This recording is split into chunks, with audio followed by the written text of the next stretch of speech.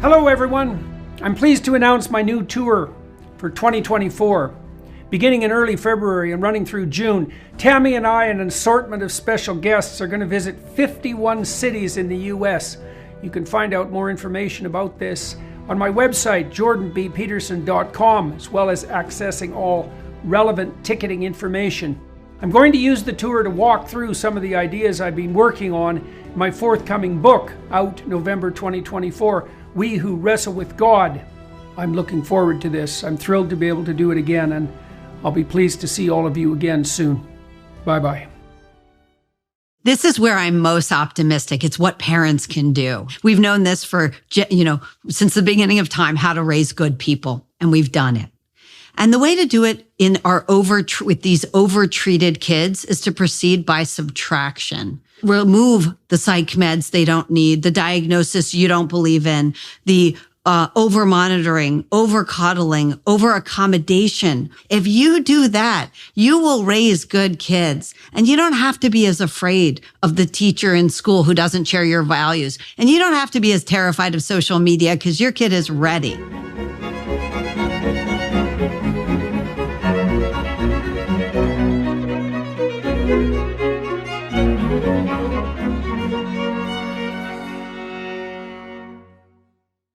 Hello everyone.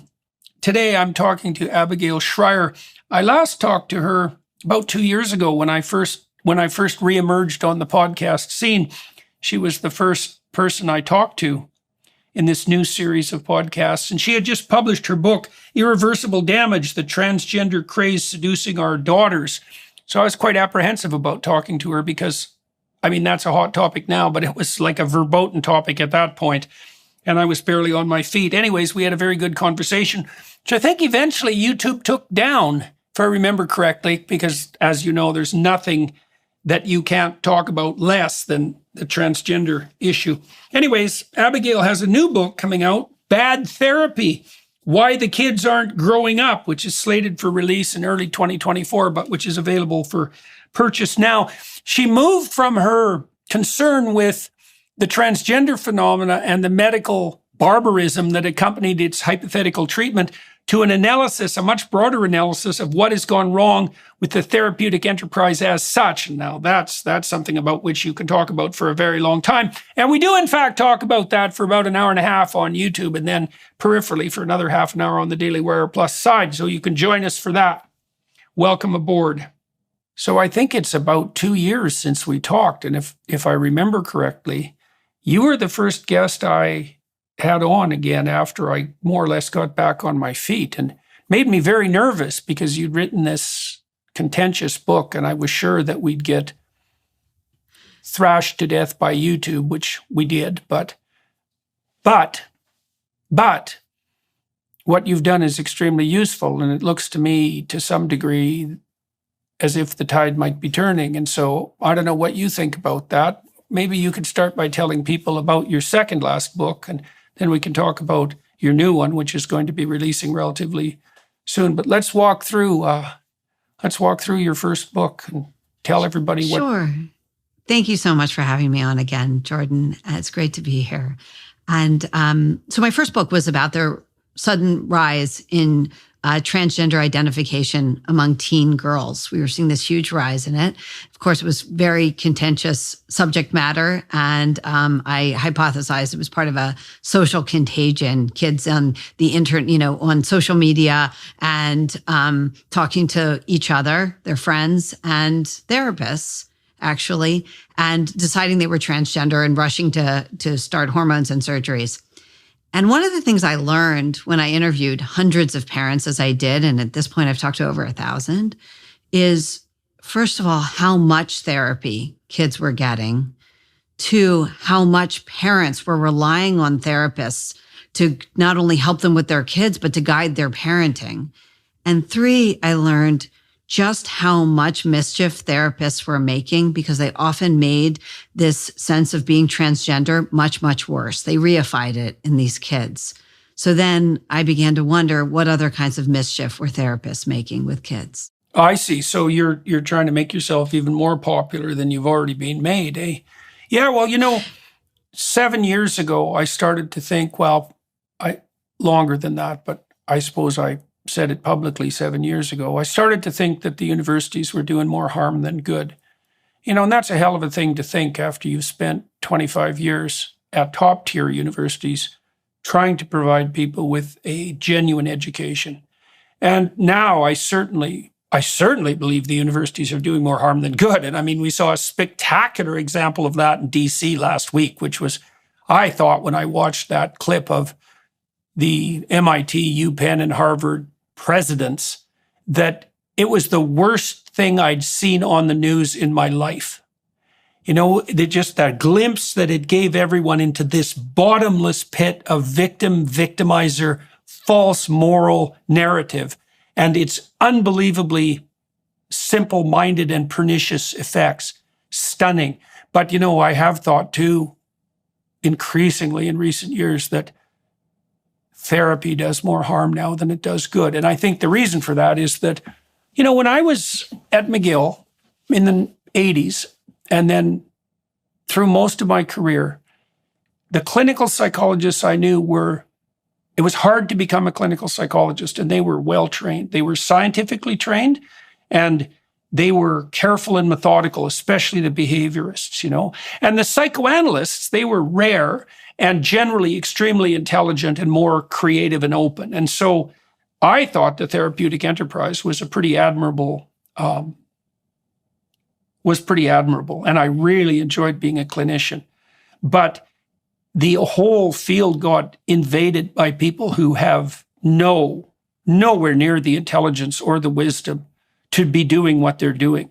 The sort of naive social worker types who are ideology-addled to the nth degree. And I had a colleague at Harvard, Richard McNally, who was very concerned about the instilling of false memories by foolish therapists. That started to become a real issue in the 1990s. And, and it was all a consequence of therapists who had one theory about pathology, insisting that it explained absolutely everything in the universe of moral striving, let's say. And that weakness that was obvious there has just magnified itself tremendously. So this is my fear and my shame, for that matter.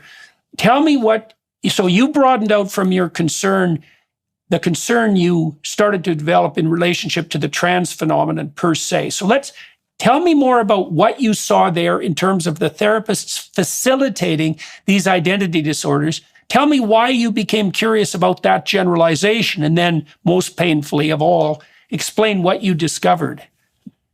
Sure. So in researching bad therapy, first of all, I started out with a totally different hypothesis. I knew that these kids were getting more mental health intervention than any generation prior, the rising generation. I knew that they were getting more diagnosis and more psych meds and more therapeutic intervention in schools.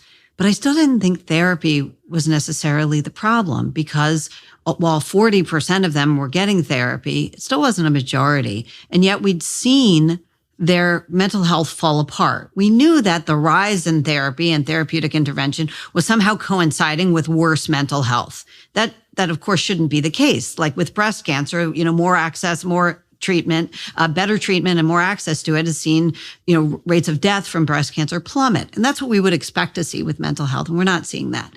But I still thought, it was possibly just the way kids were being raised. Maybe they were being raised differently, or perhaps it was just a smartphone. And then I began to look into what the iatrogenic effects of therapy are. What are the ways that therapy can hurt you? And there's a literature on this. Unfortunately, it's not a literature most therapists want to acknowledge. They want to claim that therapy has this amazing power to heal, but that it can never hurt. And of course, there's no treatment for which that's true. Anything, Tylenol can damage your liver. Anything that can help can also harm.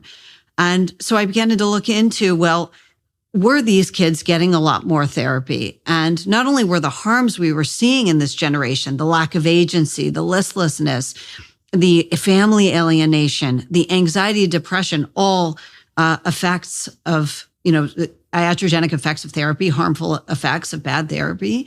But we were seeing this, it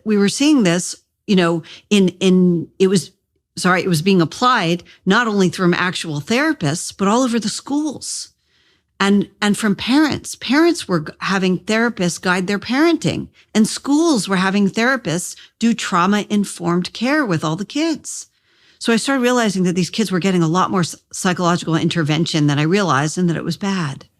Okay, so let's talk about trauma-informed care, and let's talk about why you concluded that it was bad. I mean, you pointed, first of all, to the fact that as there's been more and more therapeutic intervention, as the schools and the universities have been turned into therapeutic hotbeds, the outcome is that mental health has become worse. Now, obviously self-serving therapists are going to say, well, that's just more evidence that even despite our efforts, even more therapy is necessary, right? That's the logical response to that. But obviously, you're not convinced that that's the case, and you're implying at least, or maybe making a direct accusation, that there's something about the therapeutic industry per se that's actually making mental health worse. Now, Greg Lukianoff certainly is making that case, and I would say it's a case that Jonathan Haidt is probably, what would you say? He's supportive of that implication. Why did you come to the conclusion that the enterprise is doing more harm than good? And what evidence is there for that, do you think? Well, because they're not treating the sick, they're treating the well. So we know that the risk of iatrogenesis, of the healer introducing a harm, is greatest when you're treating people who don't need the treatment to begin with.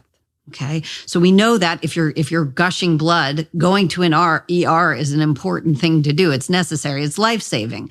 But if you have a small bruise, you're much more at risk of getting an infection from the ER, picking up, a MRSA or some other bacteria from an emergency room visit than you are than you stand to benefit.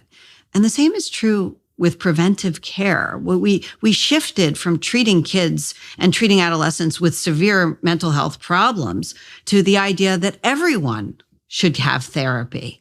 And there we exposed a vast population to risk, the risk of all the known harms of therapy.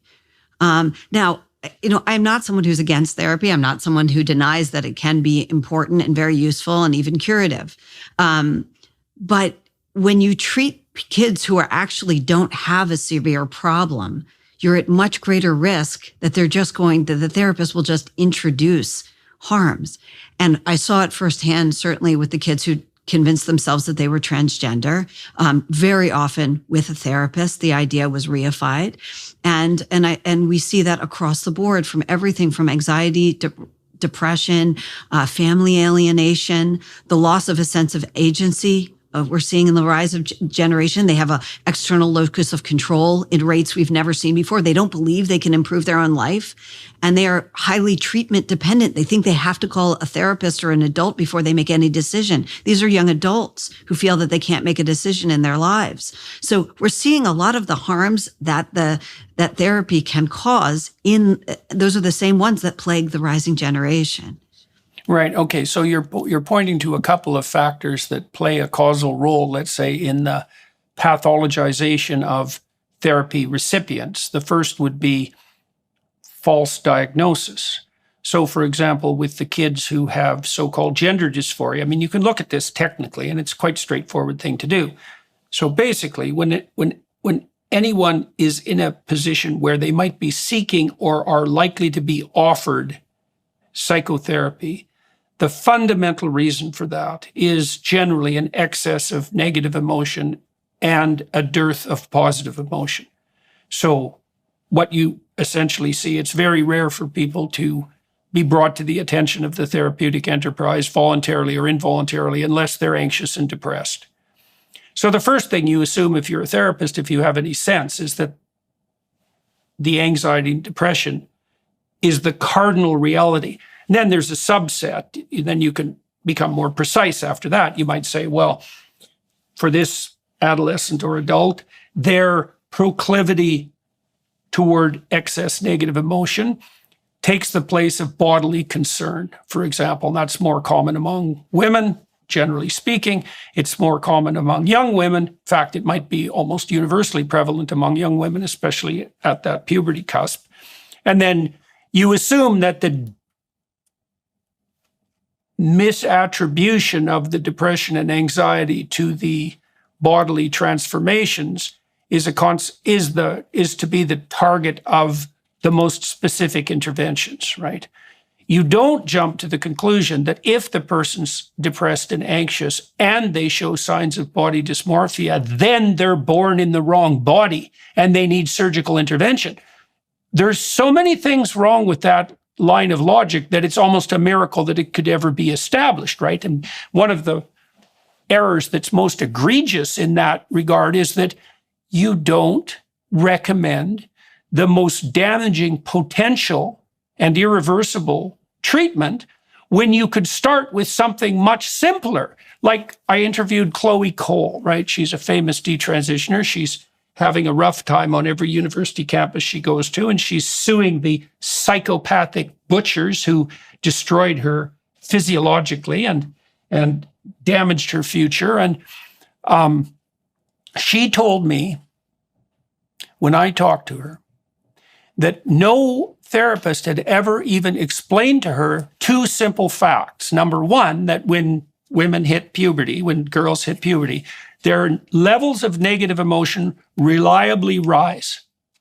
And that because boys and girls have about the same level of negative emotion, but it switches at puberty. And then women have more negative emotion, comparatively speaking, on average for the rest of their life. And there's lots of reasons for that, but the reasons in some ways are irrelevant. It's the fact that's relevant. It's like, well, you're 12, you're confused and anxious. Lots of people who are confused and anxious feel that they're the only people that feel that way, right? Especially when they're looking at everybody's Facebook page and their Instagram page, and all they see is this glamorous lie that people put forward in relationship to their own life. And then especially if they're isolated kids, they can't talk to anyone about it, and they feel they're the only people in the world who feel that way. So one of the things you do if you're a therapist that has even an iota of a clue is say, all these things that you think are characteristic of you are actually, they're normative. And so you can't be thinking that there's something specifically wrong with you, even though you're suffering. And then, so no one had ever explained that to her, and which is just appalling, right? Such a lapse of professional standard that it's jaw-dropping. And then they also didn't explain to her that here's one of the things that differentiates men from women, is that when men experience negative emotion, they tend to focus on their comparative socioeconomic status. When women experience negative emotion, they tend to focus on bodily image. And the reason for that likely is that men are evaluated by women more harshly for their relative status, and women are evaluated more harshly by men for their physiological appearance, for the general appearance. And so there's a logic to it.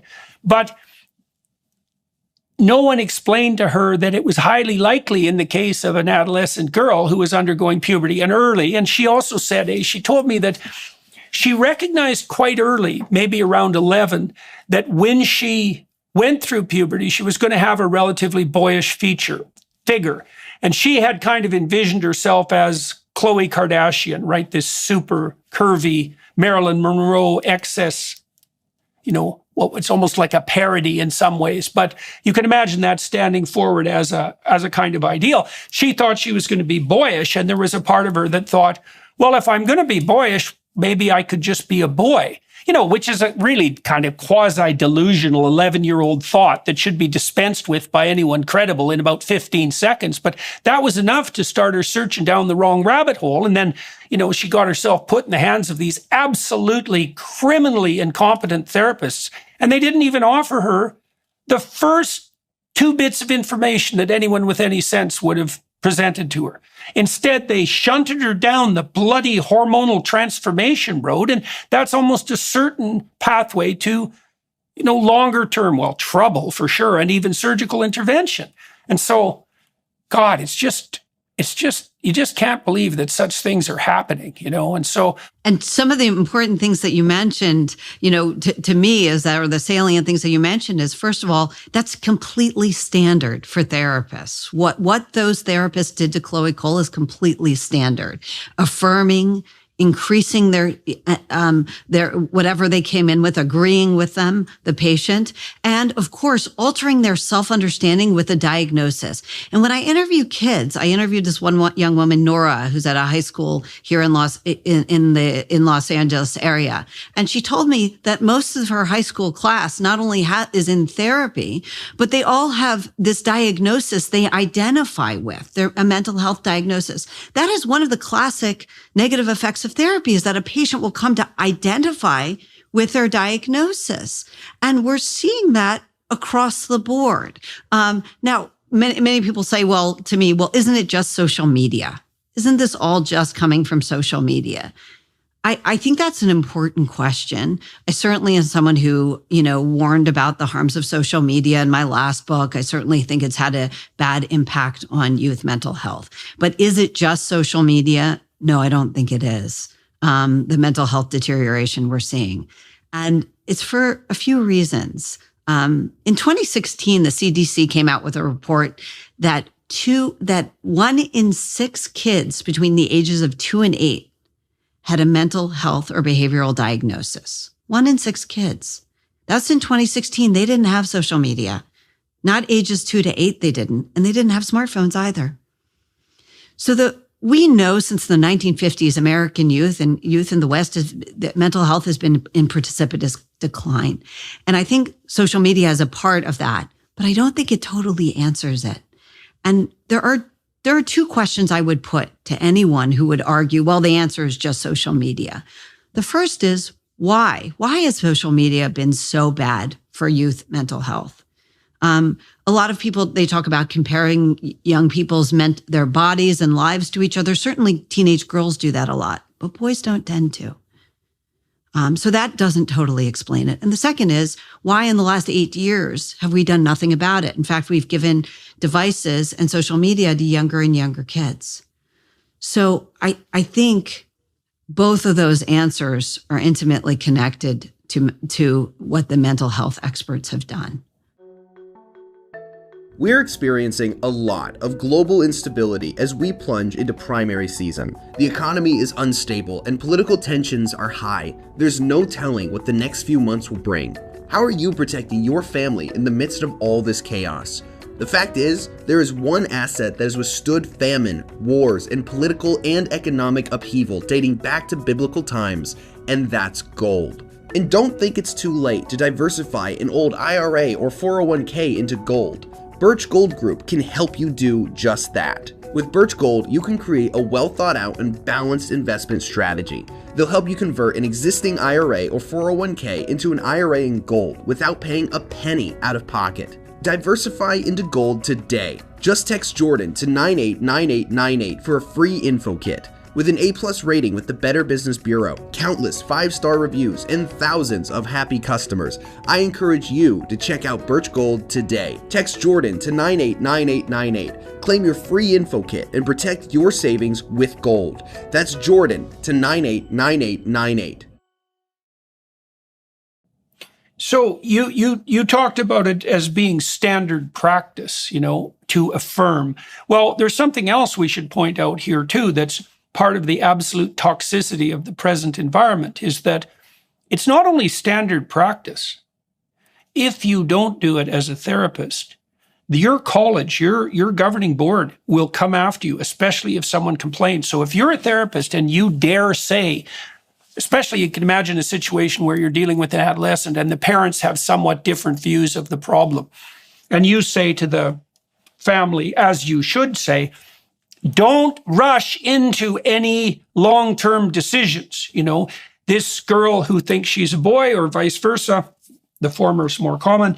The evidence suggests that 80% of people in that situation will grow out of it by the time they're 18, and that the do no harm pathway forward is to provide therapeutic counseling, perhaps, but not to do anything precipitous. Now, one parent takes objection to that, maybe a narcissistic parent with borderline personality disorder, because that tends to be the case in such situations, and decides to write to the College of Psychologists, the governing body, or to the College of Physicians. Well, under the current law and the current culture, the probability that your life will then instantly be turned upside down in some permanent way, and that your livelihood itself will be threatened and your reputation savaged, even assuming that you don't face legal repercussions, is extremely high. So what I've watched, and this has all happened as a consequence of all that bloody flag waving about eliminating the conversion therapy that was never occurring to begin with,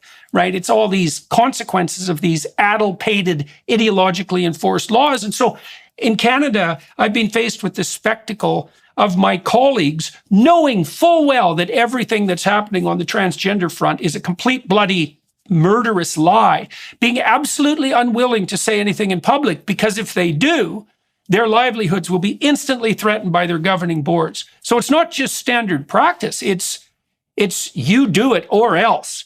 And then that's combined with the fact in Canada, here's another example, the governing boards that accredit university programs that produce clinical psychologists now, and this is happening with all the therapeutic endeavors, are refusing to grant accreditation to any university that doesn't orient their clinical training towards social justice.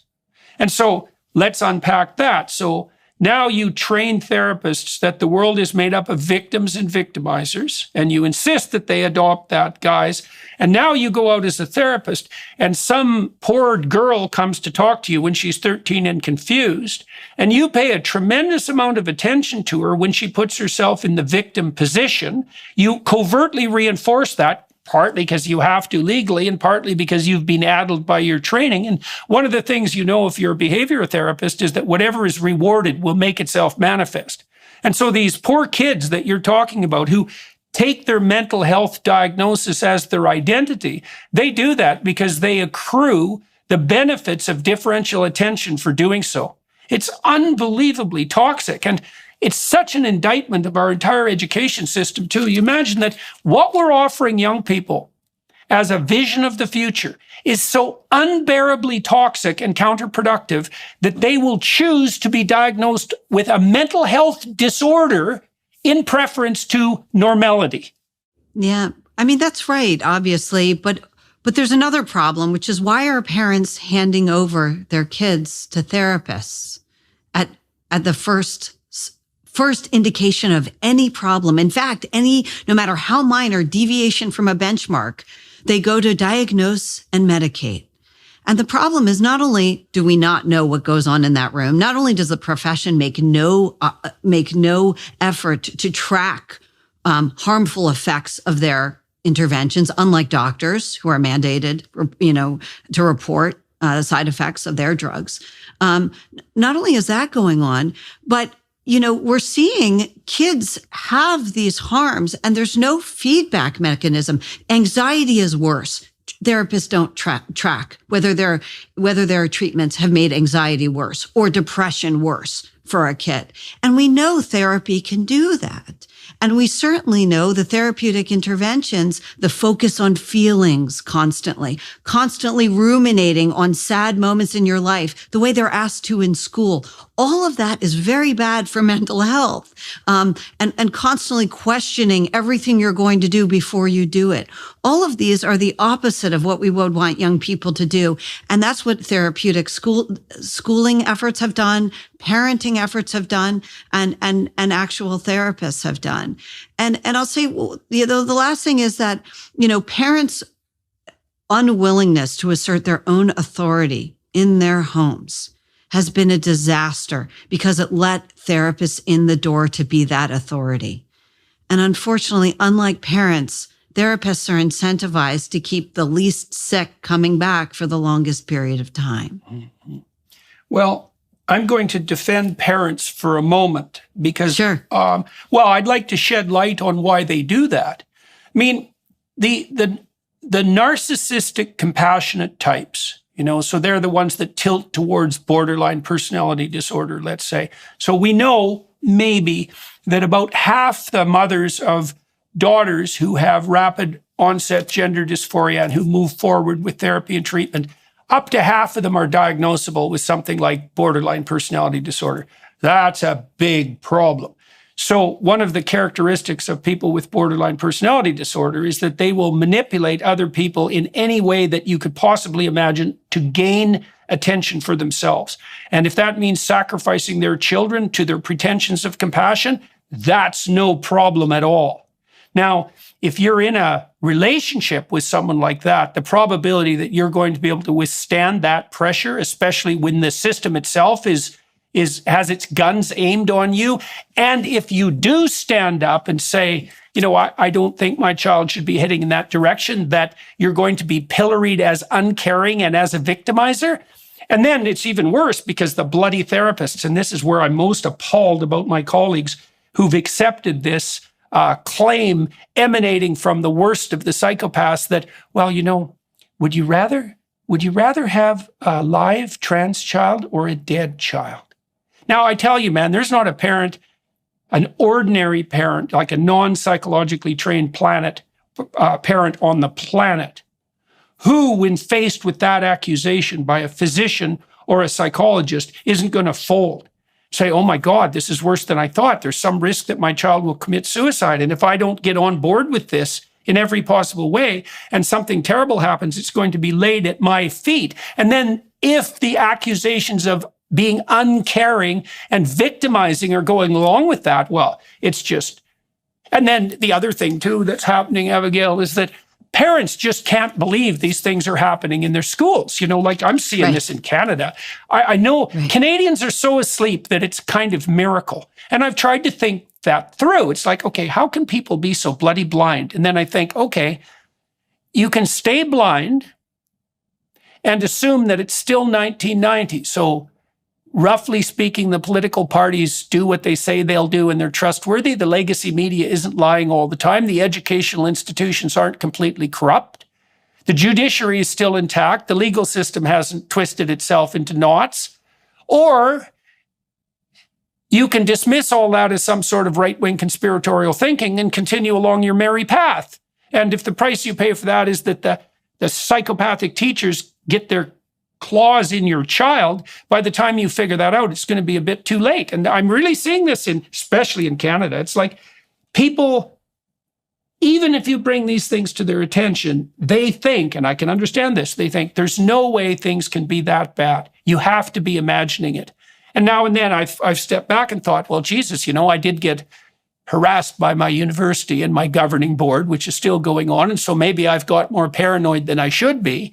And then I see what happened in Washington, D.C. with the presidents of UPenn, MIT, and Harvard, and I think, oh no, I saw this 7 years ago, as clear as a bell, and it's worse even than I think. And certainly it's making itself manifest in this pathological therapeutic environment, right? Now, you said something very interesting too. Here's something cool.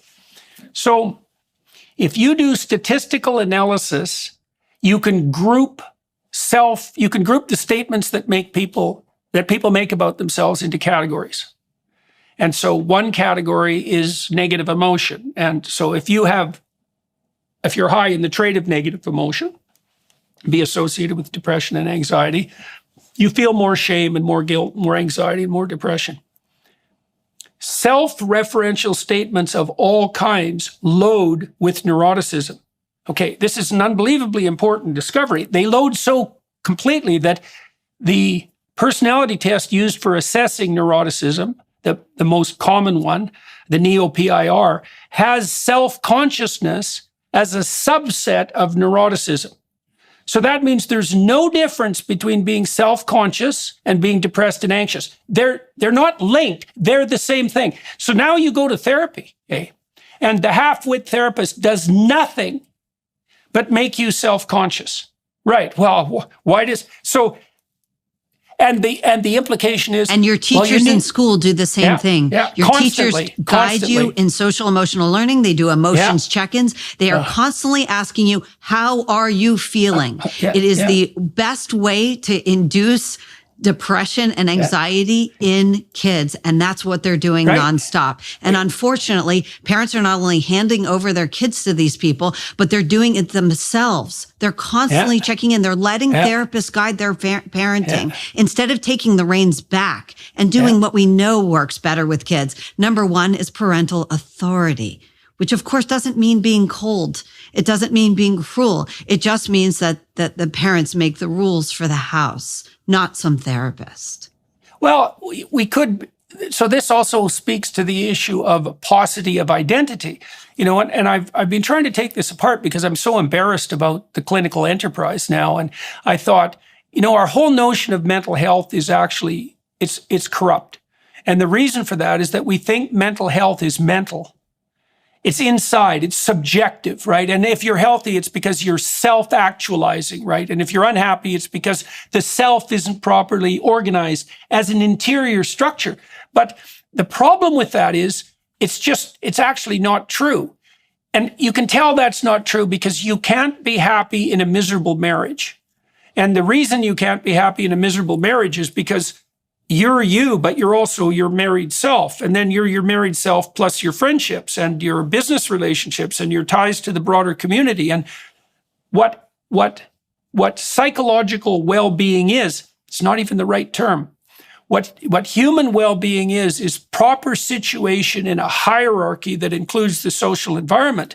And so what that implies is that the more you think about yourself, the less you're focusing on how to establish solid, reliable, and reciprocal social relations, right? An intimate relationship, friendship, the bonds of a family, and then the less tightly wound binding that you have with the broader community. In the absence of all that, you concentrate on yourself. Well, not only you're miserable and depressed and anxious, you're also isolated, lonely, and insane. And that all stems from that initial presumption that all we would have to do is get your head straight and you'd be sane. It's like, and so you think, what does that also mean for the identity of kids? Because we should be teaching them, look, you're going to have to take your place in the world. You need a partner. You need some friends. You need an occupation. You need an educational plan. Like you have to situate yourself in the world. None of that's relevant anymore. All that is oppression. It's no bloody wonder the kids choose a mental health diagnosis as the alternative to the normality that's nothing. Well, what we did was we gave kids these incredibly unhealthy lives, as you said, these atomized lives. And we told them that they were so unique in the world and separable, and that was all that was important. And then we poured mental health resources into an incredibly unhealthy life. And then mental health experts pose as the solution to the unhappy life.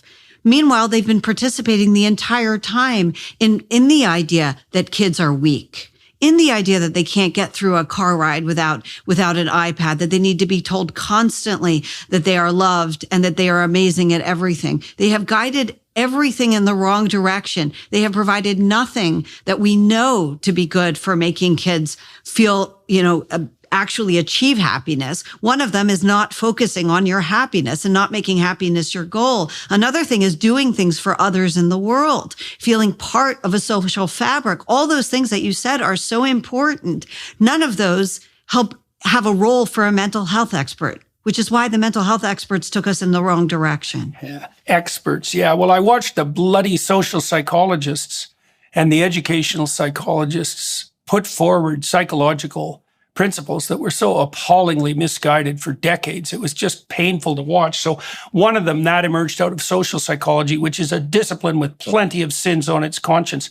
The whole self-esteem movement to me was just a jaw-dropping nightmare watching that as a trained clinician. It's like, I see. So your presumption is that you can make kids feel good about themselves by celebrating non-achievements. That's your plan. And so that swept through the school system like mad. And so that was just, as Jean Twenge has pointed out, that was just a pathway. It was really what they were doing, Abigail, was they were instructing children in how to be narcissistic. And that narcissism was confused with self-esteem, right? And what's really strange, this is quite interesting. So technically speaking, if you look at self-esteem scales, There's actually no difference between them and scales of negative emotion. It's a false construct. So if you have low self-esteem, which is not something that technically exists, it's no different than being depressed and anxious. And you don't lift people out of depression and anxiety by making them narcissistic, which is what the social psychologist recommended, and then the educational psychologist. Okay, then they foster this dependency that you described so that children can't even go out of their bloody house without asking for permission, right? Every important decision has to be made with guidance, right? So they're fostering dependency like a devouring mother. So they're teaching narcissism, they're fostering dependence. Then they implement this whole culture of trigger warning and protection, which is exactly the opposite of what you would do if you were an actual, credible therapist. Because what you do to make people less anxious is find out what they're afraid of and then expose them in graduated doses to what they're afraid of. You don't say, well, you're a victim and now you have to be protected from everything. What you do if you do that is you make them worse. So Lukyanov has claimed, and I think he's exactly right, is that if the therapeutic community, the educational psychologists and the social psychologists, the social workers, all included, had set out to design a course of action to make children as mentally unstable as possible, and they used the proper behavioral techniques to do so, we would have ended up in exactly the situation we're in right now. Teach them to be narcissistic, teach them to be, and destroy merit at the same time, teach them to be dependent, shelter them from everything, and have them focus in a never-ending process on their own feelings. Right? It's so diabolical that, well, it's the sort of thing that, drives you down conspiratorial webs. I can't believe it's happened. It's jaw-dropping. So what have you seen as the manifestations of this? What have you been writing about specifically in your new book? So to take one example, I interviewed a woman I've known for a long time who runs a major, named Evelyn, I call her Evelyn in the book, who runs a major cellular biology lab at one of our nation's premier research institutions. And she tells me that the kids she's seeing, aside from all their, the anxiety and depression and the fact that they constantly in the last decade update her on their mental health regularly. That's not something she's ever asked for, but they now give her updates. But the other thing is they're afraid to try. For the first time, even the most qualified kids with strong scientific backgrounds are afraid to make a move without checking with her, and they're afraid to do anything on their own. Things that kids with less ability, less scientific grounding ought to be able to go for it. They can't go for it. Their sense of agency has been eroded. That's not from social media, okay? That's not from smartphones entirely, if at all. It's from an idea that it's treatment dependency. I have to check with an adult or expert before I do anything. That's what our young adults now think. And I do think that our therapeutic era and our therapeutic so-called experts have taught them this. Are you tired of feeling sluggish, run down, or just not your best self? Take control of your health and vitality with Balance of Nature. Balance of Nature fruits and veggies are a great way to make sure you're getting essential nutritional ingredients every single day. They use an advanced cold vacuum process that encapsulates fruits and vegetables into whole food supplements without sacrificing their natural antioxidants. The capsules are completely void of additives, fillers, extracts, synthetics, pesticides, or added sugars. The only thing in Balance of Nature's fruit and veggie capsules are, well, fruits and veggies. Right now, you can order with promo code Jordan to get 35% off your first order, plus a free fiber and spice supplement.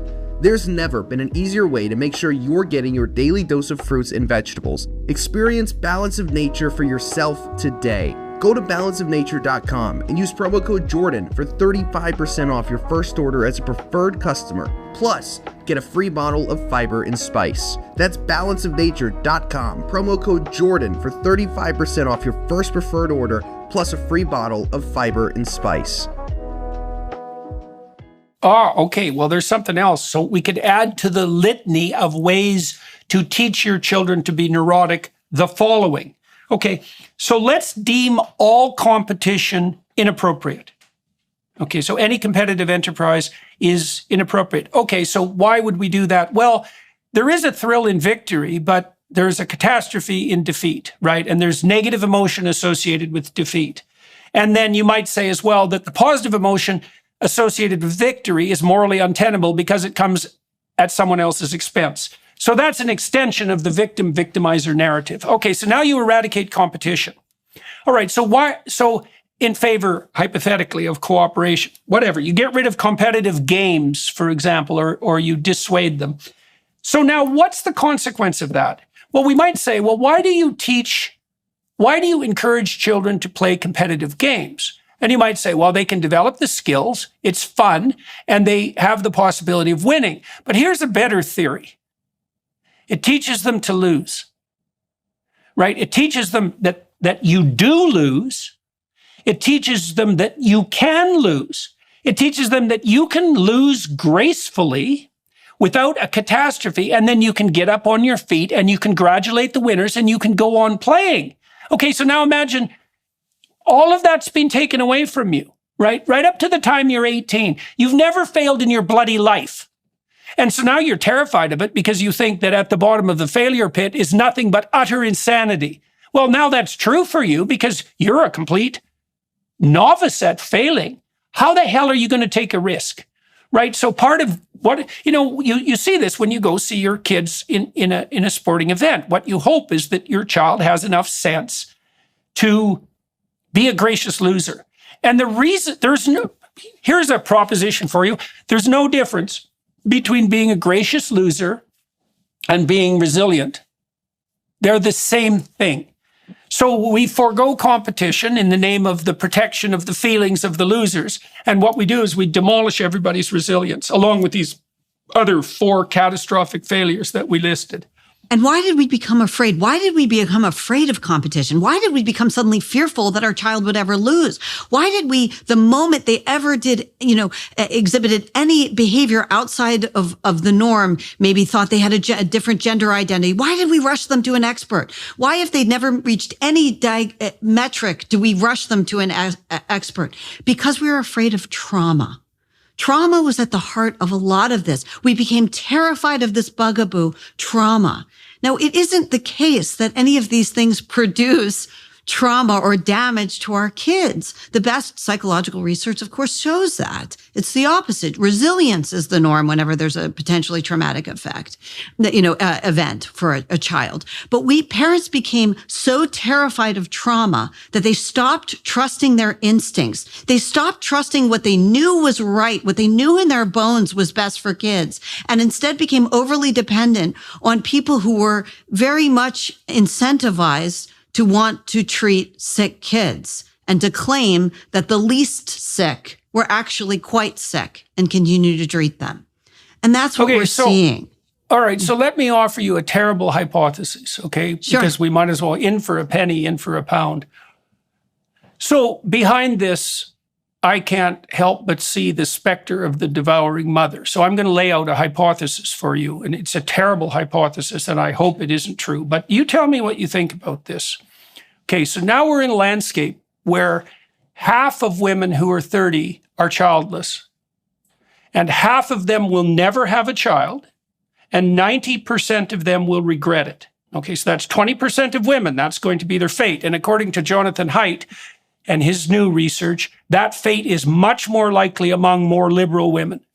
Okay, so that's the statistical reality. So now we're also in a situation where much of the direct care and administrative work that's associated with the education of children all the way through from kindergarten through university is in the hands of women from the ages of 20 to 40. Now, a subset of those women are going to have a hyper-developed maternal side that has the proclivity to treat anything in their view sight as an infant. So I'm thinking that part of the reason that we've transformed the entire educational enterprise, which is fundamentally female-dominated, into an overgrown nursery is because it's run by women who have misplaced their maternal instinct. Because, and here's why I think this, women have this terrible conundrum when it comes to children, and it's a really tough conundrum. And I think this is probably why human beings are pair bonding creatures. So my daughter just had a baby, and the baby is a month premature. And she said, the baby just wants to be with me nonstop. It's like, it isn't even want, right? It's absolute bloody need.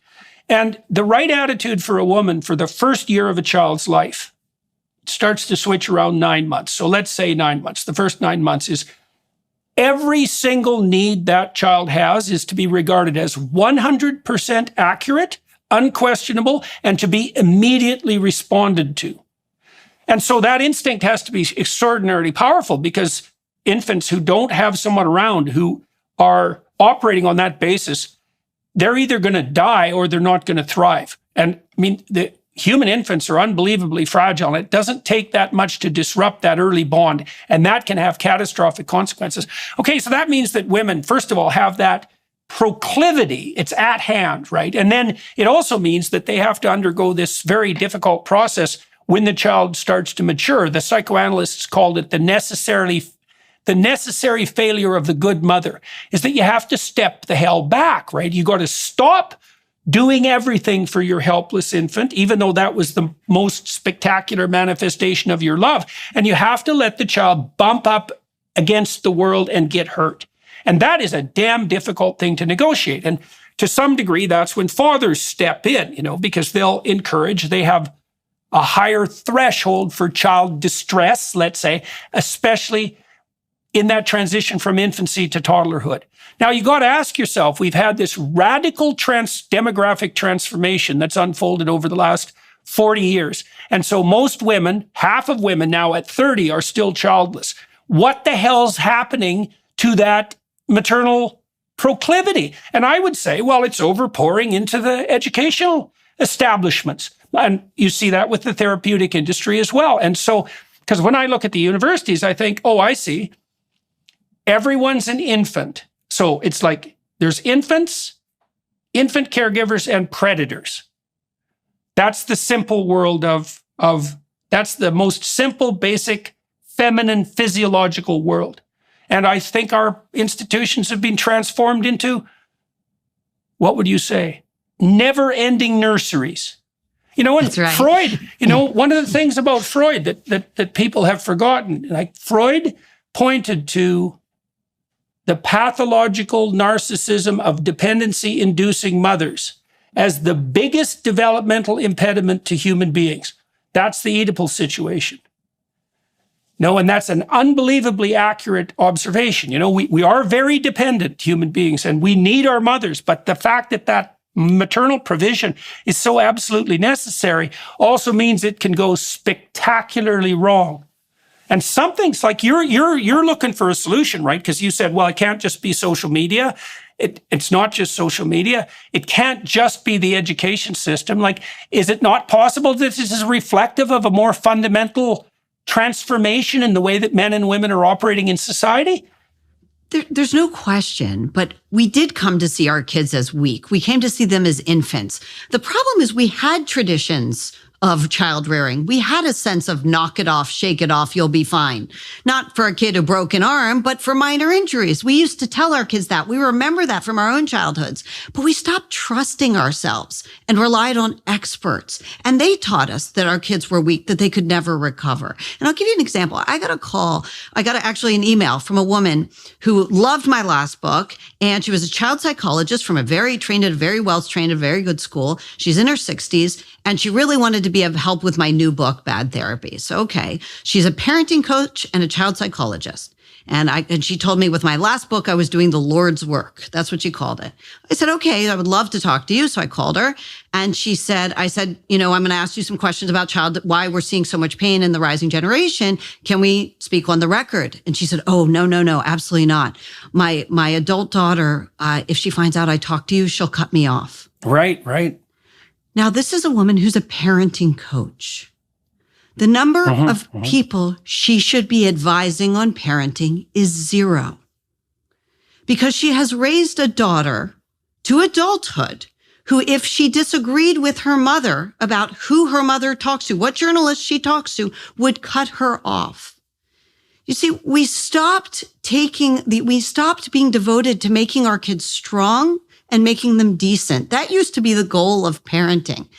But instead we thought, oh no, the idea of parenting is to make them mentally healthy. We're going to shoot for wellness. And we did a terrible job of that. And we didn't make them strong and we didn't make them decent. So why, okay, so let's see if we can figure out why that happened. You know, like it's often useful if you do a diagnosis of any given situation properly. The first thing you do is look for contextual factors, right? Now, people generally don't do this to themselves. If they're looking at why they are in trouble, they'll look for a self-attribution, right? And there's something about that that's admirable because it's taking responsibility. But people are more determined by situations, if they're healthy, than they are by their own intrinsic temperament. So the first thing you do as a good diagnostician is you think, okay, what are the overarching contextual issues here that are at play? So maybe we can figure that out. So you're pointing to the fact that somehow parents lost faith in their ability to, even in their children's ability to direct themselves. So let me offer you a couple of reasons for that. You tell me what you think. Okay, well, first of all, we have fewer children. So that means every child is more precious.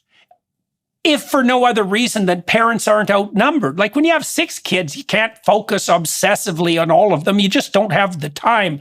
Plus, they're torturing each other and raising each other to a fair degree. But if you have one child, you can focus all your attention. Now, let's make that worse. Not only do you only have one child, you didn't have that child till you were 30. And so you're pretty bloody attached to that child, and it's your last chance. Right. And you're wealthy or comparatively wealthy. So now you're desperate to make sure that everything that could possibly be good happens to this child. You're not going to get another chance. And you have endless resources to pour into them. Okay, so just those, and then you can imagine this as well. The child doesn't have a lot of siblings, doesn't have a lot of cousins. And so that means that any proclivity for narcissism that child might manifest naturally and that might be even encouraged by the parents is not going to be pounded out of them in the various ways that siblings and cousins would absolutely take it out of them, right? And then you add to that, too, the fact that children are more isolated than they were in terms of their play patterns. They don't play freely together. Almost all play episodes are scheduled. Even if they're scheduled, the idiot parents will often plop the kids down in front of a TV or a screen so they don't play. That means they're not socializing each other. And so that's a very toxic brew. And we have no idea what, the typical Caucasian mother is now, first time, is old enough to be the typical Caucasian grandmother. Right. We've almost got to that point. We have no idea. We have no idea what that signifies in terms of its effect on reproductive patterns. And also the case that we have so many kids that are only children. That, older mothers, richer parents, these are massive changes. And maybe part of the consequence is exactly what we're talking about, is that the children are doomed to being over. Plus, then there's a worse situation too, because people are more atomized. And so that also means that the multi-generational wisdom that might be a necessity for knowing how to raise children is also disappearing. I just helped my son and my daughter-in-law work through a disciplinary issue with their 12-month-old daughter. And my son and my daughter-in-law are pretty together people. And I had told them what they could do, but telling them didn't work. I had to show them. They couldn't really put what was necessary into practice without it being directly modeled. And so we also don't know how much of the intergenerational wisdom that was part and parcel of an intact culture we've completely obliterated because of, extreme social mobility, for example. So I think a lot of the factors you mentioned do play a role, but I want to tell you why I think that the mental health experts and our complete therapeutic flooding with therapy and therapeutic concepts has played a big part in it. Okay. And that is because we look at other cultures. I interviewed a woman who runs the Georgetown Emotions Lab who looks, and I asked her why young people were so dysregulated in America. When you look at other cultures and they're doing much better, like Japan, they only have one child in Japan. And you mentioned that might be a factor, but they don't treat their children as fragile. They're not haunted by the possibility of trauma, that a spanking, that anything could traumatize a child. They're not haunted. And they think independence for a child, meaning going off and doing things without oversight, is a good. In fact, in preschools in Japan, there are areas that the children could get hurt and areas where the teacher can't see. And the idea is kids have to be able to negotiate their own interpersonal conflicts with each other without an adult intermediary. They do the same thing in Israel. In Israel, at age 8, kids are supposed to get on a bus and go to school. You are looked down on if your parents drive you. It is not done in Israel if your parents drive you to school. Why? Because they need to be able to negotiate how to get to a school bus. And by the way, along the way, it turns out, Dr. Chernsova told me this, that she followed these kids because she did research on these kids.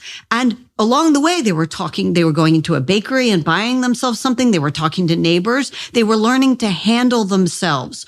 All the things that kids in the West used to learn to do because the parents gave them the freedom to do it. Before we became surveillance parents, terrified of emotional injury, we let kids be. We let them go off and do things and handle their own conflicts. And it made them stronger. And then we became terrified that we couldn't let them because they were actually weak.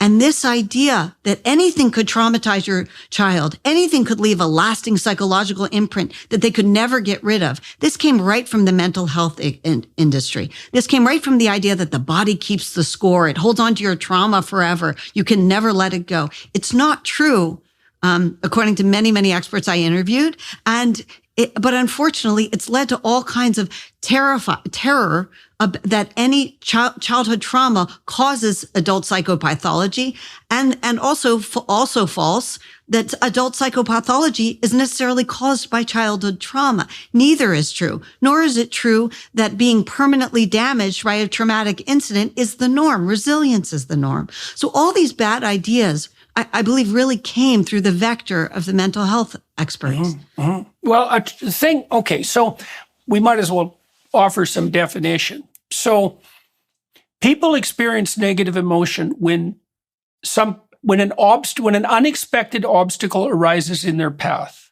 Okay, and those can take two forms. They can be obstacles that you can skirt, or they can be obstacles that stop you in your tracks. Okay, the more important the thing you're pursuing, the more likely an obstacle that stops you in your tracks is to cause trauma. Okay, and what the trauma is the dissolution of the structure of direction that you were engaging in. So here's an example. This would be an example of a relatively serious emotional upset, let's say. So you decide you want to be a doctor, and you work very hard at it, and you take the MCAT, and you get your results, and you're in the 15th percentile. Okay, so that's likely to cause a fair bit of emotional upset. And worse, you're not going to be a doctor. That's gone. Now, imagine you put 40% of your resources into that plan. Okay, so now the trauma is that you have to sacrifice that 40% investment. Now, then you might say, well, the norm is resilience. Okay, so the way that becomes not a trauma is you decide to become a nurse, let's say, and that works. When you encounter an obstacle, you've got two choices. You can either figure out how to get around it and continue on your path, or you can choose a new path. If you're incapable of choosing a new path, then you're traumatized. Now you might say, well, how serious is the trauma? And the answer is, well, it depends on how important the plan was. So here's another example. Let's say you're happily married and you have been for 10 years and you trust your husband implicitly. Then you find out that he's a serial womanizer and he's had affairs that stem back from before you were, right from the time you started going out with him. So everything you think you know about him is a lie. Okay, so now the trauma is your whole past is a lie, your present no longer exists, and your future, whatever the hell it is, isn't what you think it's going to be. And then it's even worse than that, because if you were that bloody gullible, how much of everything else you do is now up for question? Okay, so that just does people in. Now, those sorts of things do happen to people, right? And if they're unresolved, they leave a permanent hole. said if they're unresolved, right? Now, as you pointed out, generally people resolve such things, but not inevitably. Now, the problem doesn't come so much with the notion that some things are traumatic. The problem comes with being unable to differentiate between trauma, like your marriage is over, and falling off your bike when you're learning to ride a bike when you're going to a playground, right? Is there has to be a distinction between levels of negative emotion. And partly what you want to do with your child is you want to expose them to situations where they encounter obstacles, even serious obstacles, losses, for example, in a championship game, so that they can learn strategies of resilience. So I don't think it's exactly fair to. I don't think it's fair to put the problem at the hands of people who make the claim that such a thing as trauma exists. It's more accurate to put the blame at the. Okay. So fine. I just. But let me give you a prior story to your story. What if we welded the training wheels onto the bike so they could never be removed? What if we started out childhood where we only gave the kids the softest fabrics, and any foods they didn't like, we substituted for foods they did like, and if a dog scared them, we asked all our neighbors to crate their dogs whenever we visited. And what if we told the kids over and over, we affirmed all their worries, and we dropped everything to deal with their worries because that's what the best experts were telling us to do? What if we never let them choose a friend we didn't like or get their hearts broken, and then we rushed to intercede the moment they expressed any hurt? They might show up at college so unprepared, not even to fail their medical, tests, but even to deal with any minor danger or discomfort, that we would see what we're seeing, kids having nervous breakdowns over the most humdrum challenges. And in fact, this woman who's the head of the emotions lab at Georgetown, who I interviewed, Dr. Chensova Dutton, when she said to me that when she did research cross-culturally on emotional responses to dangers in young adults, that American kids tend to exaggerate the degree of danger posed by small things like a stranger on the street looking at you funny. That felt dangerous to American kids. Why? Because they'd never had to face even these small risks themselves. We were too afraid to let them. Yeah. Well, that's the classic Oedipal nightmare. So in the Disney's Snow, so one of the things you see about classic Disney movies is that there's almost always an evil queen. Right. And what the evil queen does is interfere with the development of the prince or the princess. Right. So in Snow White, the evil queen is jealous of the upcoming princess's beauty, jealous of the fact that she gets a chance to establish a new relationship, and perfectly willing to poison her because of her envy. Right. And in Sleeping Beauty, you have Prince Philip in Sleeping Beauty. She locks him in a dungeon and tells him that she's going to keep him there until he's so old that nobody could possibly find him attractive. And when he does manage to escape, with the help of some feminine fairies, little feminine fairies, which are like emblematic of the mother who's actually useful, she turns into like the dragon that's the ultimate predator and virtually burns him to the ground. Right. Well, so this is the reason I'm pointing out these symbolic representations is because this proclivity of symbolically feminine overprotection to become the ultimate destructive force is a motif that's been developed through the entire developmental history of humanity and its literature. It's like that. It's an unbelievable danger. And for some reason, as you pointed out, it's become increasingly dominant in our culture.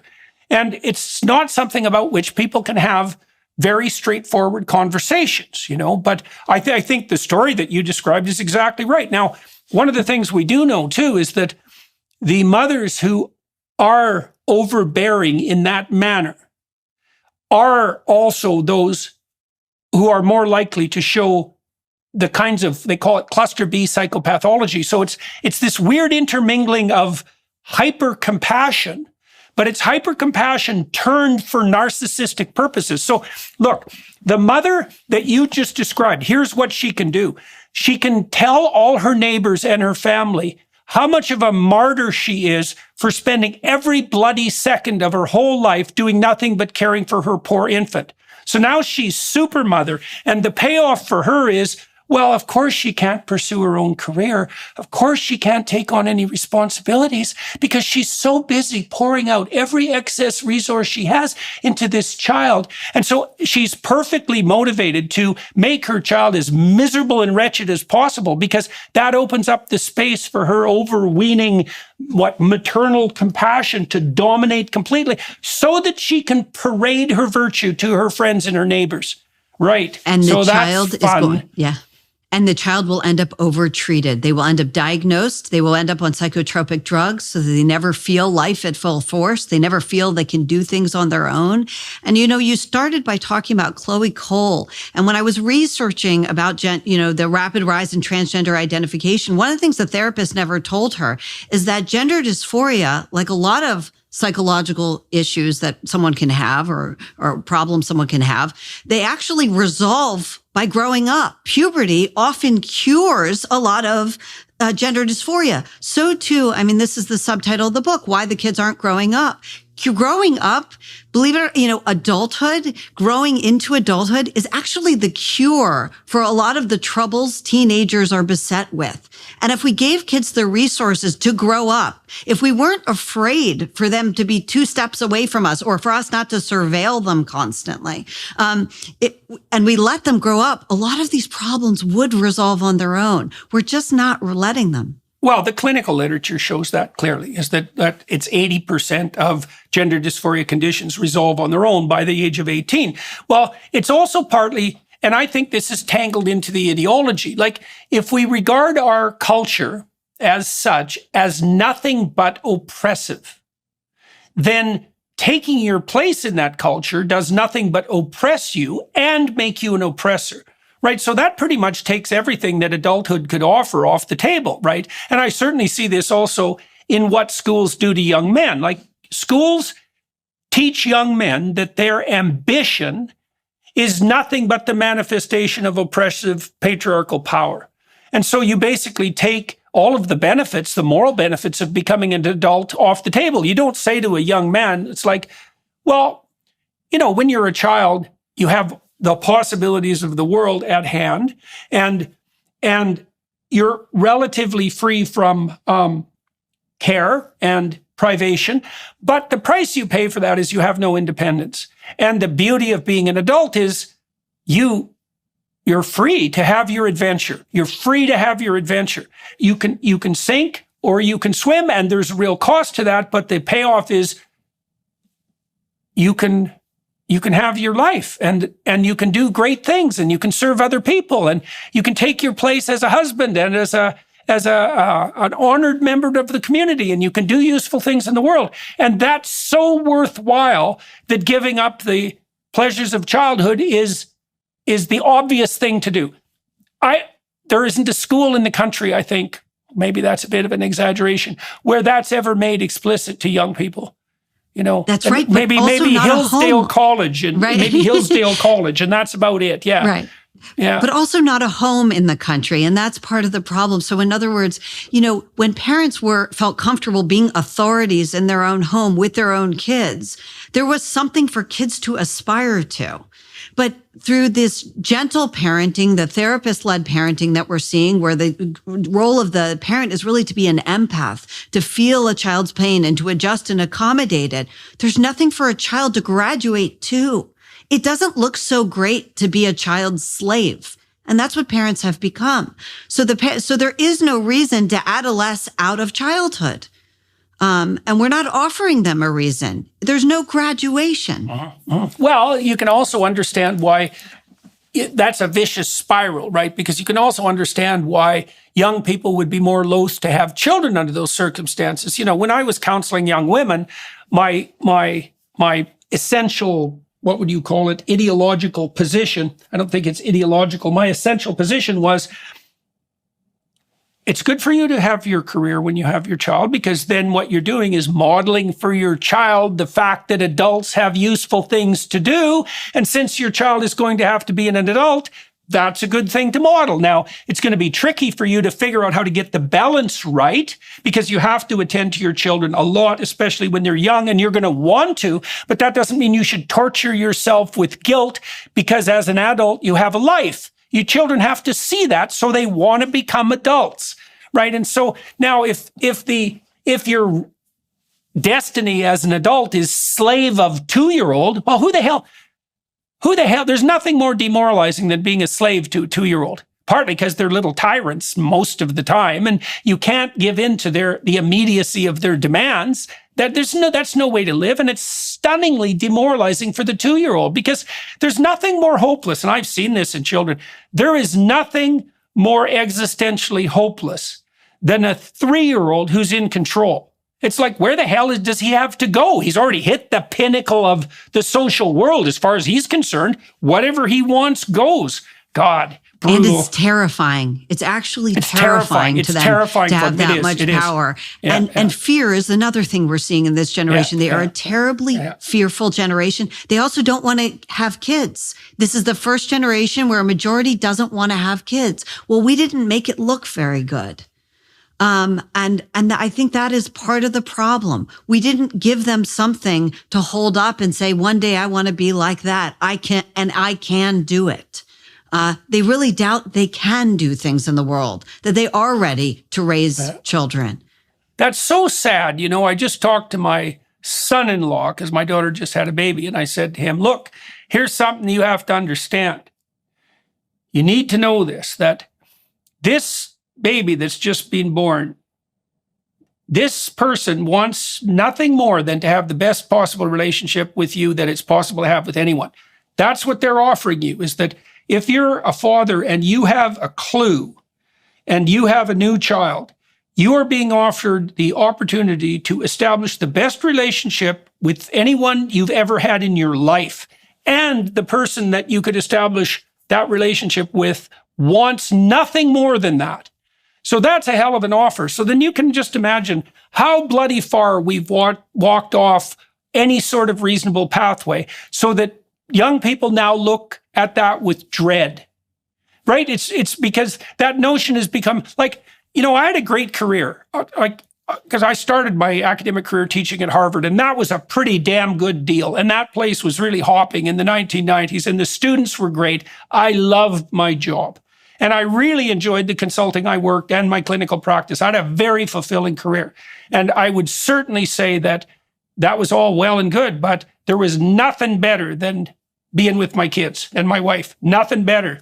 And the fact that people can't understand that, they see that only as a burdensome, as a burden, it's so horrible, because it also means that they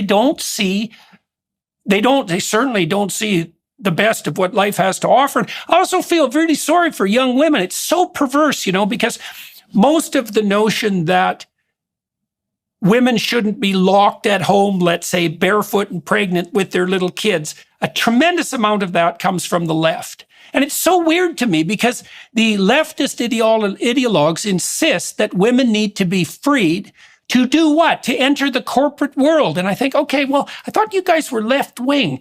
How did we get to the situation where it was obvious that what a young woman should do is prioritize her slavery to the capitalist endeavor in favor of being at home with her kids, especially when they're young? Now, I know I'm exaggerating to some degree, but it's so, we lie terribly to young men and we demoralize them. But the lies we tell young women are of a whole different order of magnitude. That the notion that career is going to be more important than anything else, and that you should forego children for that. I don't know if I've ever met anyone for whom that was actually true. I completely agree. And I think that, you know, if we had a more robust confidence among parents, you would see that communicated, because I don't know parents for whom that isn't true. Certainly it's true for me. There's nothing in my life that has been more gratifying or more imbued my life with more meaning than having my own children. It was by far the most dramatic change in my life when I had kids.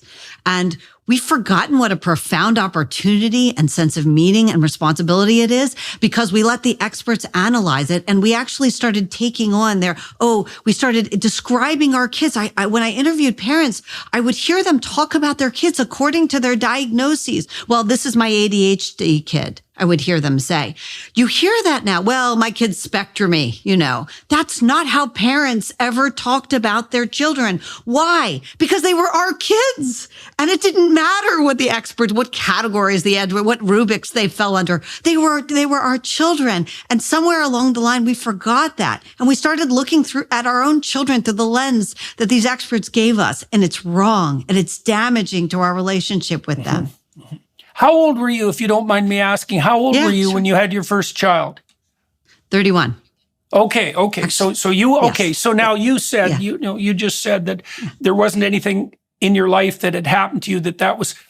I had a client, very high achieving lawyer, right? And she was a very attractive person, very hardworking. Like she was quite an admirable person. And then she had a baby, and she told me, she was quite funny. She said, well, I'd always sort of thought of children as like a fashion accessory up to this point, as something else you added to your life. And she was absolutely dumbfounded at the degree to which she fell in love with her child. And she had a child pretty late, and it just turned her life upside down. And you see, I saw this with women in law firms all the time is, they were high performing, career oriented women. And then they'd have a child and they'd think, oh, nothing I ever did was nearly as significant as this. So what did that come as a revelation to you? Like, did you expect that? What happened in your case? I'll tell you a moment where I realized it. When my sons were 4 years old, they had started playing piano. I have twin sons. And one of my sons, we got to the recital and he was very nervous. And they had the kids get up there and say, my name is Jack. And you had to say your name and identify the piece you were going to play. And he started to get very nervous. He didn't want to get up there. And I didn't know what to do. I thought this could be a catastrophe. Should I take him out? Maybe it's too young. And my husband said to me, just let him be. And I did. I just backed off, let him do this. He was very nervous. I didn't know and they called him up there.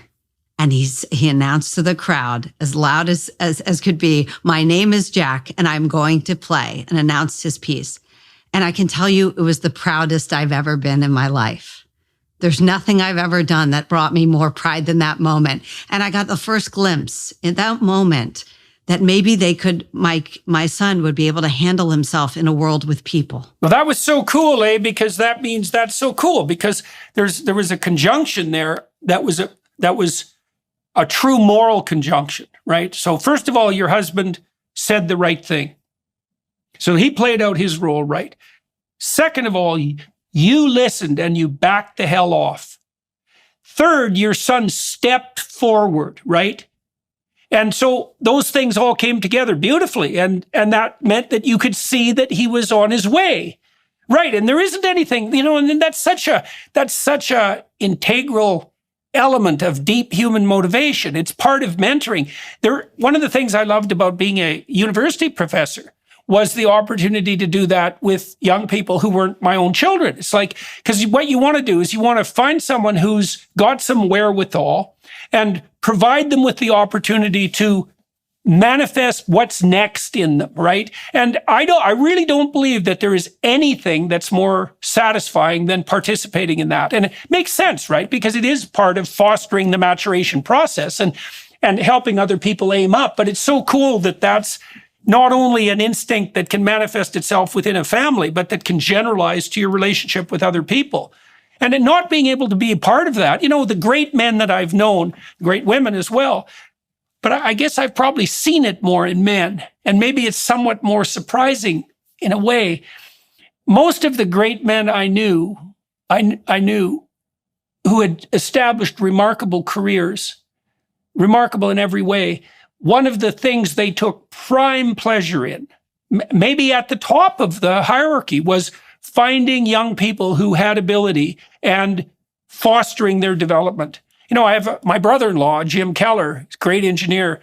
As he's got older, that's become a bigger and bigger part of his life, to find really promising young people and just to lay out opportunities for them and to watch them grow and thrive. And my graduate advisor, Robert Peel, he was like that, man. I mean, I went to his Festschrift, which is a celebration of his academic career, and he had like 30 of his students there, most of whom who did very, very well. And to a man and woman, they said, Bob did everything he could to foster our careers when we worked with him. And you could see, that was just an endless source of delight for him. And the fact that young people don't understand that possibility is sitting in front of them in relationship to the children they might have is like, that's a cataclysmic indictment of our culture.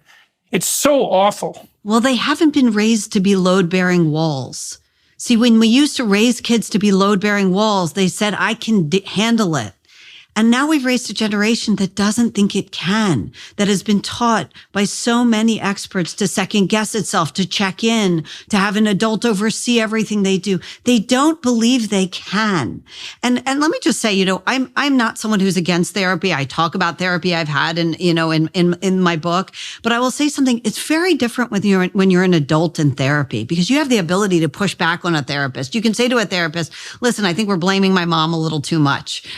You can say to her, I'm not sure I gave you the right impression. It's much harder for a child to say, I don't think it's fair to call what my mom did abuse.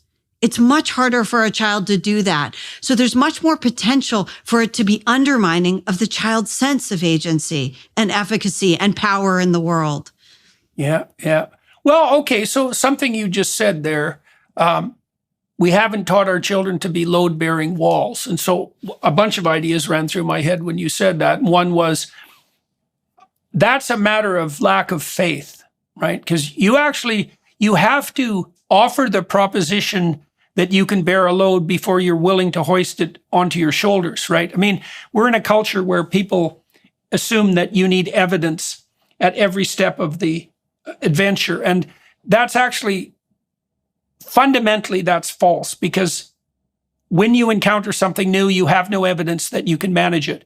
You can use induction based on your previous success, and to some degree that's relevant, but induction is famously fallible, and you can assume you can bear a load and then not, right? So you can, even if you have the evidence at hand, that doesn't mean that it's incontrovertible. It means you have to have faith.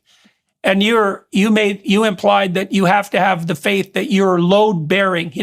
I've been writing this new book called We Who Wrestle with God, and I'm looking at the psychological significance of the symbolic landscape at the base of our culture, and the fundamental presumption of our culture is that you should bear a load, that you should and you can, and that you'll find your destiny, and that's exactly what hoisting your cross voluntarily means, right? Is that not only can you take a load, you can take the ultimate load, and even better than that you find your true calling and destiny in your willingness to take the ultimate load. And that is an optimistic message, because life is an unbearable load. And the only possible medication for that in the final analysis is that you're an infinitely load-bearing creature. Because otherwise, how can you manage it? And you might be, and it seems to me the adventure of stronger. Yeah. Continually able to bear more. Yes. Right. Yes. And that's the way to build muscle in every sense. And that courage is to be praised, right? Those are the things that are to be praised. And that is what we need to be telling our kids. And I think when parents were more or less left to their own devices, family tradition, wisdom that they had from their parents, other people who had raised good kids to adulthood, that's what we knew. We remembered that you were part of a family, that your job was to do well for others and to do the best you could, not to be praised for things you hadn't done or things that were frankly easy to do, right? And I think that they grew up with a much more sense of meaning and purpose, and ultimately even happiness than we're seeing today. All right, so we've walked through all this, and you've spent a lot of time thinking about it. You got any ideas for a way forward? I mean, I look at the educational system writ large, and I think, oh no, it's done. Like, it's so corrupt. The faculties of education are absolutely intolerably corrupt. And they have been for 60 years. And during that time, they've done nothing but deteriorate. The teachers that are being produced by these faculties are not only incompetent, they're absolutely addled ideologically. And the universities are they worse? They're certainly no better, generally speaking, and they might be worse. And so that's a damning indictment. And, well, you started looking at one misapplication of the therapeutic mindset embedded in this broader ideology, and then you broaden to think, oh, well, this is happening all sorts of places. It's like, okay, fair enough. What do we do about it? Practically speaking, like a return to what was. It's vague, you know what I mean? And it's got that conservative tendency to offer the past as a solution, and there's something to that. But where do you see bright lights and possibilities moving forward? Absolutely. This is where I'm most optimistic. It's what parents can do. It's what we've always known how to do.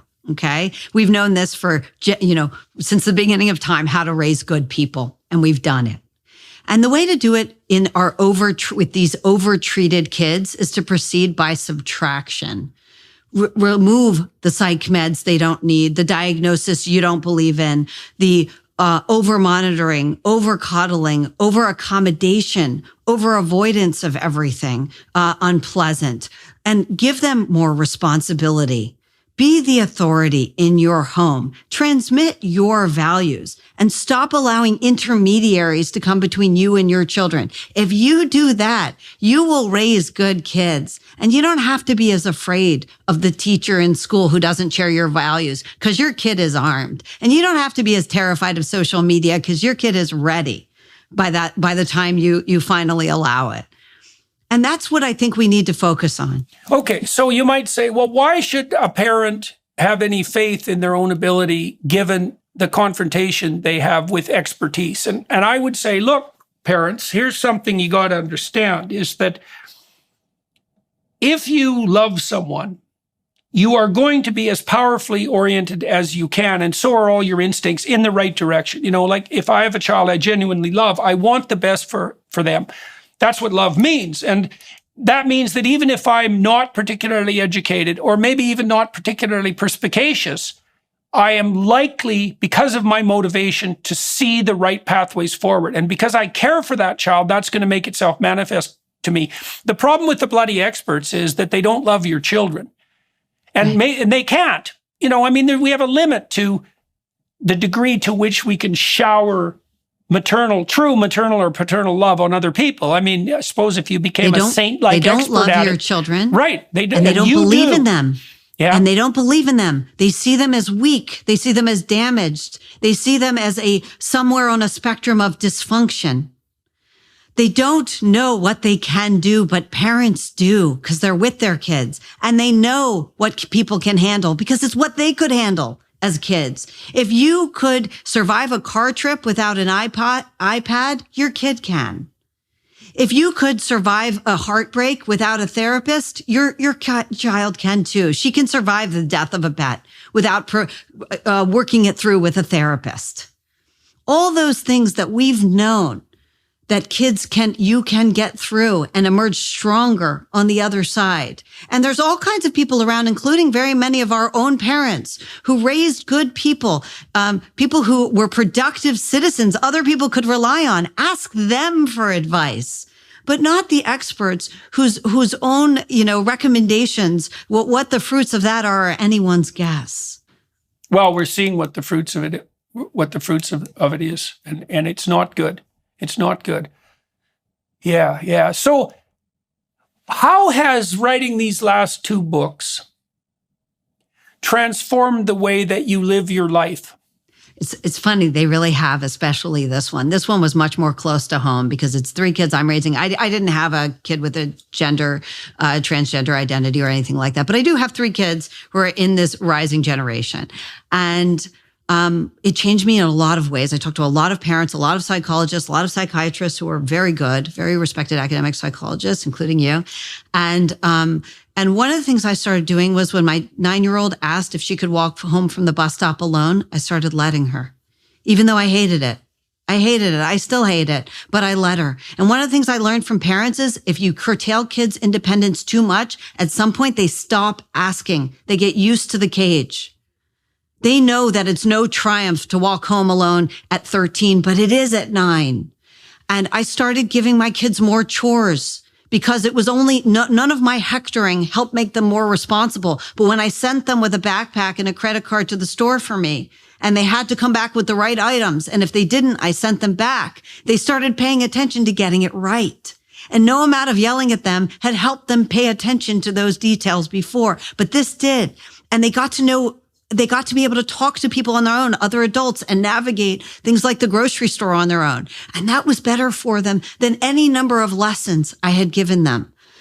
Summer camp was another thing I did, sleepaway camp which was a no technology sleepaway camp. This was phenomenal because the opportunity to be away from my supervision, frankly, was incredibly good for them and their sense of self-esteem. But there are other things too. Extended family, making sure that even if I thought extended family didn't say the right things or didn't give them the right food, to let it happen.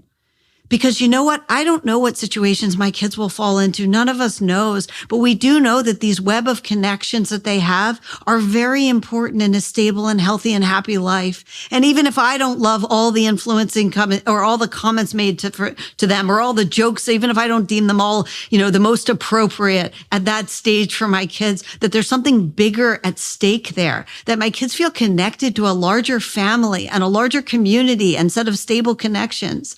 And I started letting it happen. And that's what I think we need to get back to. So what has that done to your children's attitude towards you? Well, so far it's so good. I mean, I don't think they have any doubts that, I'm not their friend. But that means they really treasure time with actual friends. They don't rush to confide everything in me. And I think that's okay. I need to give them that space to even be a little defiant if they want to, or even reject some of my advice. But the most important thing is that I give them my values, that I communicate. We're the only culture, America, and I think North America even, they're some of the only civilizations that don't think, and in the West, actually, in general, we didn't do a great job at communicating our own values to our kids. Everyone else seems to know this is the most important thing. I was invited to speak at a university recently, and it was a conservative group that had invited me, and one of the gentlemen who was a host was joking about how his daughter at college is a communist. He said, because of course, you send them to college and they all become communists. And he was sort of laughing about that. And I just thought, wow, we're so comfortable in the West with the idea that someone else will come in and interpose their values with our own children. That should be step one, is making sure our kids share our values. Not that not that we oversee everything they do or every interaction they have, but they pass on their values so they become good and independent and decent people. And that doesn't require expertise. That's why the mental health experts, certainly the therapists in general, don't tell you that. But that is what actually leads to a meaningful and good life. Well, Abigail, that's probably a good place to stop. So let's stop. When is your book coming out? Now. It's available now. It's available now. Okay, so for everybody watching and listening, you can pick up this book now, and hopefully it will foster your willingness to let your children take the dangerous risks that are necessary to imbue them with real confidence. I'll tell you something that happened to me in Rome. Yeah. Well, I went to St. Peter's, and the Pieta is at St. Peter's. And I think Michelangelo carved that when he was like 23 or something, some crazy feat of utter genius. And it's very interesting that it's in St. Peter's, right? Because, that's a sacred place, obviously, a central sacred place. And I spent a lot of time thinking about the role of the feminine in the landscape of the sacred, and our central sacred figure in the Christian West forever has been some variant of the crucifix, right? But the problem with that is that it's a male symbol. And, that begs a question, like, what's the primary female symbol of union with God in the ultimate sacrifice? And I think Michelangelo captured it in the Pieta, and I think that's why it's in St. Peter's. Because what you have there, once you understand it, it's really something. You could imagine that there are two kinds of sacrifices that you could make in the world that are the most difficult sacrifice. And one would be to sacrifice yourself. And you might think, well, there's nothing worse than that. And I would say, yeah, there might be. sacrificing a child, I think that most parents would sacrifice themselves before they would sacrifice their child. And so that implies that sacrificing your child is worse, is harder. And that's what a good mother has to do. And so what you see in the Pieta is it's this terrible image of Mary, who's larger than life in the representation. And she's holding the broken body of her child in her arms. And what that means is that that's what you have to do as a mother. So you have to offer your child up to the world. That's part of the sacrificial gesture of eternal motherhood, right? And that takes courage, and it manifests itself in these small decisions, these horrifying decisions. You let your daughter walk home when she's 9. It's like, really? Really? What if something happens? It's like, right. Yeah, that'd be bad. You'd never forgive yourself for that, right? Absolutely. Right, but you have to realize that something's going to happen either way. Yeah, so either right. you so shelter a child, she'll never be independent, never be able to navigate herself, never know to recognize real dangers, never know how to calibrate her response. Yeah. Or either way, something can happen. And the question is, do I want to raise a kid who's always dependent and weak? Or do I want to raise a child who's strong, who can individuate one day? And I think the answer should obviously be the latter. Right. Well, that's the right sacrificial gesture. Right. Yeah. Well, so congratulations for figuring that out. Very nice talking to you again. It's great talking to you too. Thank you so much, Jordan. You bet. Congratulations. Congratulations on the birth of your newest grandchild. Oh, thank you very much. Thank you very much. Yeah. And so, all right, everyone watching and listening, thank you very much for your time and attention. I think you should rush out and buy Abigail's new book, especially if you're a parent and you're struggling with the necessity of being brave enough to allow your child to place themselves wisely in danger, right? Because that's life. That's for sure. That's the adventure of life. So we all have to bolster ourselves up and accept that as a necessity, or celebrate it for that matter, which is a wiser thing to do. I'm going to talk to Abigail for another half an hour, as I do with all my guests on the Daily Wire Plus platform, and I'm going to walk her through her developing interest in the issues that she's been covering over the last couple of years. And so, because I'm curious about that, and you all might be too. And so if you want to join us on the Daily Wire Plus side, that'd be fine. That way you can provide them with some support too in their attempts to generate another enterprise of communication and entertainment that provides an alternative to the idiot legacy establishments that we happen to be saddled with at the moment. So thank you very much, Abigail. Thank you.